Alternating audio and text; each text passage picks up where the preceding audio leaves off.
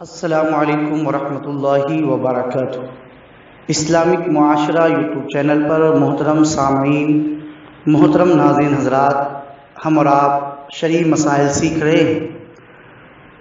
ماہ محرم الحرام میں بے شمار ایسے بھی کام کیے جاتے ہیں جن کا شریعت اسلام سے کوئی تعلق نہیں ہے، من گھڑت باتیں مشہور و معروف ہو جاتی ہیں۔ انہی میں سے کچھ لوگوں نے یہ سوال کیا، محرم الحرام میں کالے کپڑے پہننا کیوں منع ہے؟ برائے مہربانی اس کا جواب عطا فرمائیں۔ تو جواب سماعت فرمائیں کہ ماہ محرم الحرام یہ بڑا ہی حرمت والا مقدس مہینہ ہے۔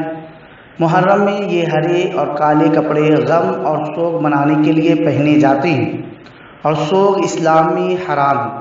اس کے علاوہ سوگ کی اور باتیں بھی کچھ رائج ہے، جیسے محرم میں شروع کے 10 دن کپڑے نہ بدلنا، دن میں روٹی نہ پکانا، جھاڑو نہ لگانا، ماہ محرم میں شادی بیاہ کو برا سمجھنا، سب فضول باتیں اور جہالت و رافضیت کی پیداوار ہے۔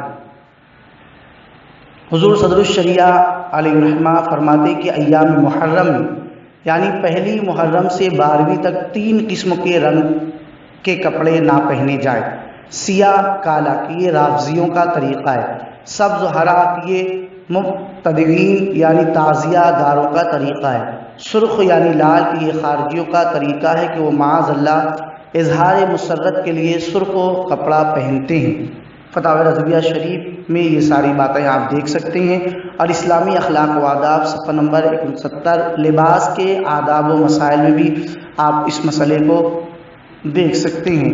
لہٰذا جب ماہ محرم الحرام کی آمد ہو جائے تو اس وقت تو بہت دھیان رکھیں، اور فتاوی رضویہ جلد نمبر 24 صفحہ نمبر 495 اور 96 پر بھی آپ اسے دیکھ سکتے ہیں۔ اللہ تعالی ہمیں دین کی صحیح سمجھ عطا فرمائے۔